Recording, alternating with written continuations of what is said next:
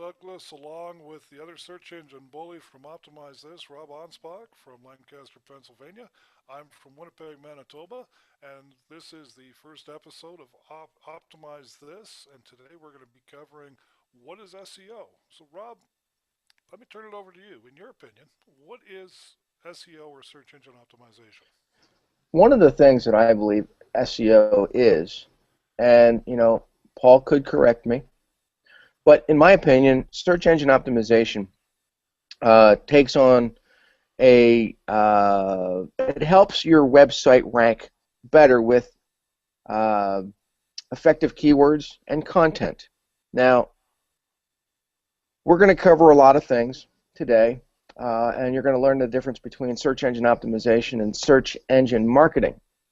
And they're two different what I call demons, because you're going to hear the terms being thrown around loosely, but also you'll hear the terms used intermingling because some people don't understand that search engine optimization is by far what everybody talks about.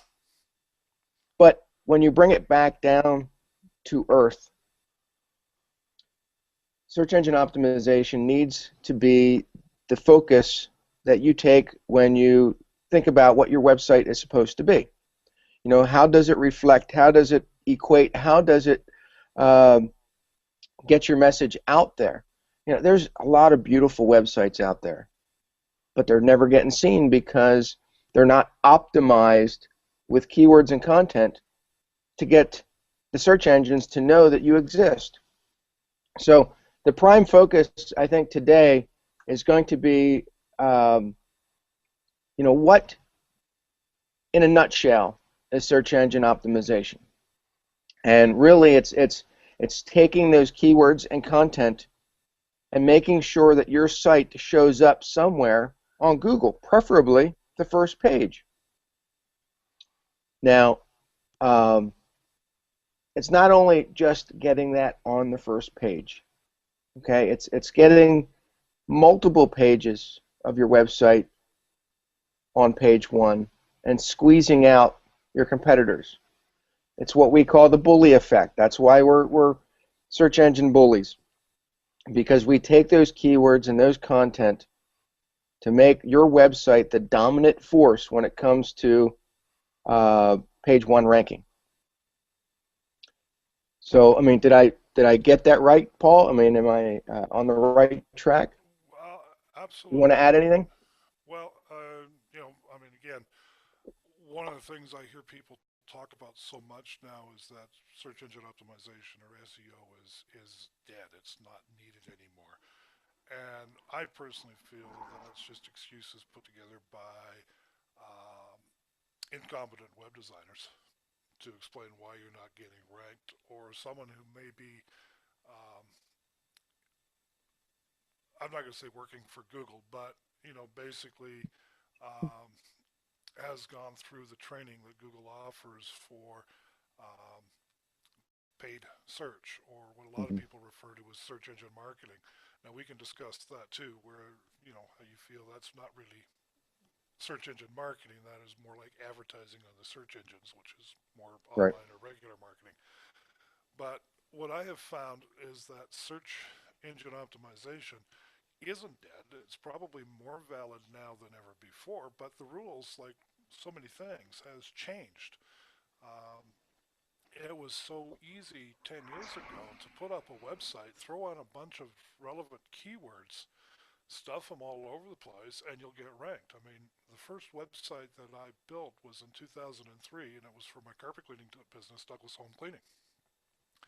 Now, I was absolutely clueless at the time about building a website. Had no clue how to write code. As a matter of fact, a couple of years before that, if someone had asked me to turn on a computer, I would have turned off the lights, lit some candles, played soft music, poured a glass of wine, and whispered to the computer, "I love you," because that is how technically incompetent I was at the time. So my first website was already pretty much pre-built for me, and all I had to do was go in and edit and modify the content. And my training, like yourself, and my background was in direct response marketing. So when I went in and edited the content and changed the content and customized it for my carpet cleaning business, I took the training and the knowledge that we both received from Joe Polish and other direct response marketers, and I used a lot of copy and content in my websites. And that's how I kind of stumbled across, one of the secrets we're going to be covering in the book, and that is high quality content will, um, every black hat trick, loophole, and other tactic that you might think of, because essentially what Google's wanting to do is to create a place for their customers, or their users in this case, a place to find their answers. And again, we'll cover why they want to end search in the next chapter. But again, search engine optimization is probably more relevant now than it has ever been, Mhm. and it's a skill that is always evolving. It's always Right. changing, because as the search engines evolve and change to increase the quality of the search results that they provide their users, then we as web designers, we as search engine optimization specialists have to adapt with these changes, grow with these changes, and provide our clients a far superior service than what we were able to get away with even 2 years ago. Right. So, search engine optimization for me um, literally is taking your website and setting it up and optimizing it so it shows up on the first page of Google, preferably with multiple listings, and pushing your competition off that front page and giving yourself the unfair advantage in your marketplace. Now, you can do this on a local scale for your hometown, your city, your market area.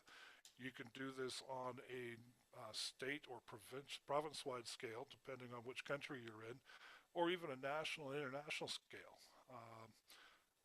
I have one client that came to me 5 years ago to build a website for his manufacturing business, and he has customers all over the world now. In fact, I'll give him a bit of a plug. If you buy pot from a vending machine in Colorado, he built that machine. So I guess technically, I may not get over the border now, but technically I am a dope dealer in a roundabout way. Well, both of us came from the same industry, carpet cleaning. And I've been in the cleaning industry since 1993, and then I spent 20 years in it. I thought it was time to, I did what I set out to do. I learned brilliant marketing. I learned how to do SEO, because it was in 1996 I hired a web designer to create this beautiful site for my carpet cleaning business, and it never got seen. And I'm like, I just spent $2,000 for something that basically I could have just thrown the money away. Well, the following year I took the site down and thought, you know what, I'm going to do this myself. I had really no experience with HTML, but I learned, and I made this long sales letter type website, which was the rage back then. The problem with these long websites now is that they don't rank. Back then, I had that site so filled with keywords, so filled with why you need to buy from me, that it stayed ranked for a good 10 years. The problem then is that you have all your content on one page, and there is no way to optimize that to be effective. So your best bet is to take all that content you have and spread it out over 5, 10 pages, whatever's easier. Now you have shorter content on each page, and it's a lot easier now to optimize each page so it complements but competes with the main page to spread your message across Google and get your site to rank faster. And here's the trick. If I had this long sales page and someone was looking for upholstery cleaning in Lancaster, but my first page was optimized for carpet cleaning, they're never going to find me. And this is the mistake I see that a lot of people are doing. They optimize that first page thinking, wow, that's all I need. And then I look at the second page, the third page, the fourth page, and there's nothing. So if they're looking for that upholstery cleaner who happens to be, set up on your, let's say, a tab on your page, they're never going to find it because it's not optimized. So every page needs to be optimized for the keywords and content that are on that page. So if you have carpet cleaning on one page, upholstery on another, tile cleaning, each one now is a separate page that can rank better just for itself. And so when I took my long form website and broke it down into 10 pages in a bigger website, my site just exploded. And people were finding me for services that they never found me for before. So, there is so much you can do now with a website that you couldn't do a couple years ago. But people are still stuck on these old websites that really are just nothing more than an electronic billboard. It needs to have content. You need to have a blog on that website. And we'll get into that in another chapter or another episode. But your website needs to have fresh content on a consistent basis to let Google and the other search engines know that it's still active. And these sites, the owners of these sites just are letting them be abandoned. They're not putting content, they're not editing it, they're not changing it, they're not doing anything to it. They just say, well, here's my money, just let the site go up there and we'll see what it does for us. That's the wrong approach to website design. It's a wrong approach to thinking that your site's going to do anything for you. If that's your approach, don't put a website up at all, because honestly, you're just throwing your money away. Get that site built so that it's attracting the right type of clients with the right keywords, with the right content, and that site will make you money. Absolutely. One of the things I'm going to pick on there is you talk about how you've got this beautiful billboard that nobody ever sees. And I like to use the analogy that if you have this billboard in the basement of your house, no one's ever going to see it. I mean, let's Right. face it. We used to talk. Alexa ranks, I think, now the top 20 million websites in the world. Yet there is over a billion websites in the world right now, Mhm. and there's a lot of noise out there. I mean, let's think about it. Every day. Well, let's take it a step back. 40 years ago, in the early 70s, uh, we were subjected to about 500 advertising messages a day. And that would be things that we see on TV, in the newspapers, you know, the dealership nameplates on the back of vehicles, road signs as we're driving and commuting. We'd see about 500 marketing messages a day. We go back 15 years ago to about 1997, we were getting about 5,000 messages a day, being bombarded Mhm. with buy this, see this, go here, stop here, do this, do that. Today, in 2014, when we're doing this broadcast, we're getting over 13,000 marketing messages a day. We're being inundated. Mhm. We've got the ads on the sides of search results. We have people sending us spam. I mean, if you take a look at my Gmail folder, for example, I have over 400,000 unread emails from people wanting me to buy stuff from them. Okay, and I get at least a couple hundred new emails every day on my Gmail account. Why haven't I cleaned it up? Well, hey, they give me 15 gigs of storage. I figure I'll see how long it takes to break it. Um, and if I need to find anything, I can always do a search, so I don't care if it gets buried anymore. Um, the point is, there's a lot of noise out there, and we're all Mhm. screaming for a customer's attention. I mean, even you and I, we're doing podcasts, broadcasts, video casts, social casts, book casts, just to promote a book Mhm. that we're in the process of writing right now, and just so we can get some attention, get some noise. I mean, we're telling people what we're doing so we can get this book out there and in the hands of people. So again, we're becoming a part of the noise. Your website is a part of that noise. And Right. if you're going to whisper down a well, no one's going to ever hear you. You got to get up in the trees and yell it out.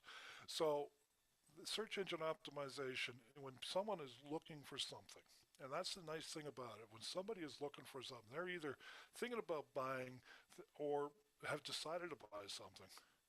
And when they go to Google now, Google become their new yellow pages.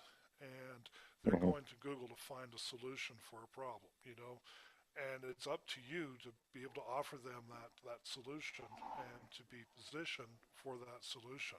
So we're going to talk a little bit later when we go into the keywords part of this about, you know, when you're looking for keywords, keywords that are solutions. You know, for example, when someone comes to Home Depot to buy a drill, they're not buying a drill, they need a hole.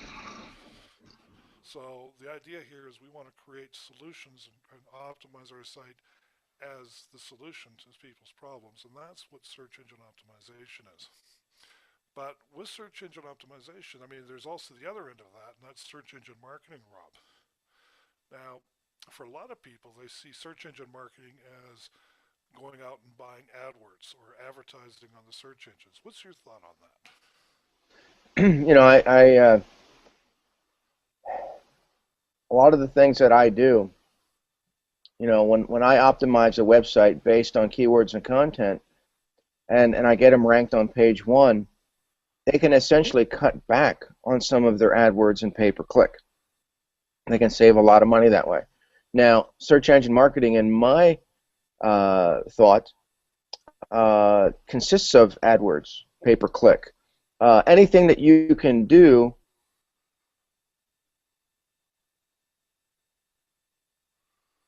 to market, that is an essential tool to basically tell the search engines, hey, this is where we are. This is how, you know, you can rank us. These are the keywords and the content to use. That's just part of, you know, the site itself. Now, if you say, you know, I really want to get this game on, I really want more people to see it, I want to take it to a whole new level, you know, yeah, you can use AdWords and Facebook ads and pay per click and all these other things. To me, that's the marketing that you need to spend the money on to get that site seen. Do you need to use it? Some would say yes. Others would say no. It just depends on the budget or the promotion that you want to run to get that site out there. You know, I have a lot of clients that basically gave up their AdWords and pay per click once their site was optimized because now they have 6 or 7 pages squeezing out their competitors. They dominate that first page of Google. They no longer need AdWords or pay per click. But then there are others who their site is so enormous that, you know, um, they can optimize every single page if they wanted to, or their business is so huge that sometimes they get lost in the noise. And even though they are ranking on page one, they still need that push. They still want their name out there. They still, you know, they still want to see their name in lights, which I, you know, basically call the AdWords effect. But AdWords takes you places that the website, normal website, maybe, or the normal Google doesn't take you. AdWords is Google puts AdWords on Amazon pages. They put they put AdWords on other pages. They put AdWords on other websites. So you're getting exposure beyond the scope of Google. You're right. And you know things, and we'll actually cover this in the keyword episode where we teach our viewers and listeners and readers how to go ape. And if you want to know what that is, you're gonna have to come in for the next one. With the jungle. Um, but one of the benefits that I have found in using AdWords, particularly at the beginning stages when you're setting up a website, is that it allows you to determine what keywords are actually being used or searched by your clients, the people that are actually buying your products or services, so that it narrows down which keywords you should optimize for your website, and you can eliminate the junk, you know, the keywords that you think may be useful, you know, let people vote with clicks. and let your audience vote with clicks. So, search engine marketing, although it's not the scope of this project, it is something that I be part of your SEO strategy, just in that it's just to help you round out the keyword research, and we'll go into that during the Go Ape episode and chapter.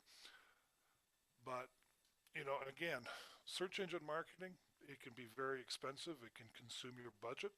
It is somewhat limited because if you set a budget for a certain amount of spend per day, once you've spent that, your exposure is gone. Whereas with search engine optimization, once you've optimized something, it stays there. It doesn't matter how many times someone had clicks on your link. So there are some benefits to it, and there's also some downsides to search engine marketing. And to be quite honest, if you're going to implement search marketing into your website and your business, then use it as a strategy to determine which keywords are the ones your customers are responding to and searching for. And that way you can focus on those keywords and not spend a lot of time on a lot of fluff. I think a good example of this is if, Rob, you mentioned you had a client that is looking to rank for buyer's agent, which does not get any search traffic. But I'm sure if he did a quick search engine campaign and found that nobody's buying or clicking on buyer's agent, he'll soon realize that this is a wasted keyword. It's something that's in the industry. Right. So, And one of the things that I think we're going to end up reviewing, uh, and I'll touch base with it a little bit now, because when it comes to keywords, um, it's okay to say, hey, you know what, this is an industry term. Let's use it. Let's try to rank for it. But honestly, if you really want to know what your consumers are looking for, what they're typing, what they're searching, go to an industry forum that, like with a real estate forum or a carpet cleaning forum, or whatever forum or bulletin board has consumers that talking about your product or service, and look at the keywords that they're using to describe what you're doing. Because now you are in the audience, listening to the audience talk about your industry, and they're using their keywords, their terms, their solutions on how to find you.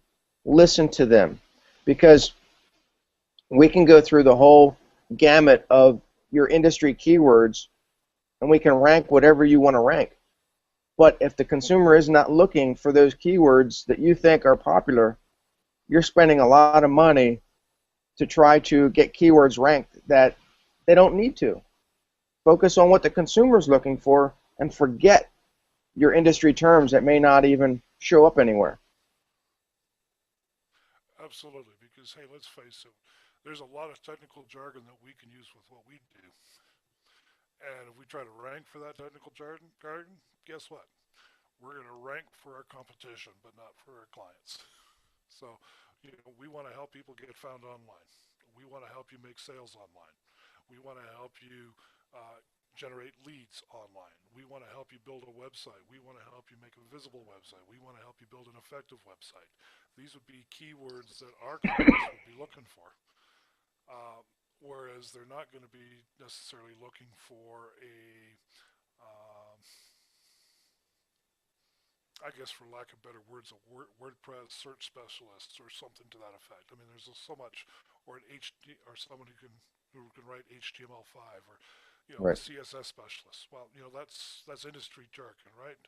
Not a whole lot of people know what HTML5 is now. They may have heard of it, but they don't know what it Right. is. And you talk to someone about PHP or Ruby or Rails or CSS, and you know what? I can already see people's eyes starting to glaze over as they're listening to this.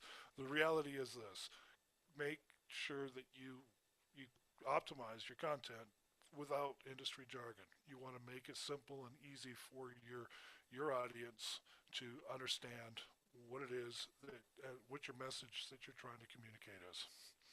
So, with that said, our next episode and next chapter is actually going to be touching on um, how simple and easy search engine optimization is. Search engine SEO really isn't rocket science, even though a lot of people like to make you think it is. You follow these simple steps, and you'll find out that search engine optimization is a very simple and easy thing for you to do for your website. So I invite you to come back to the next one and join us as we explore what search engine optimization is.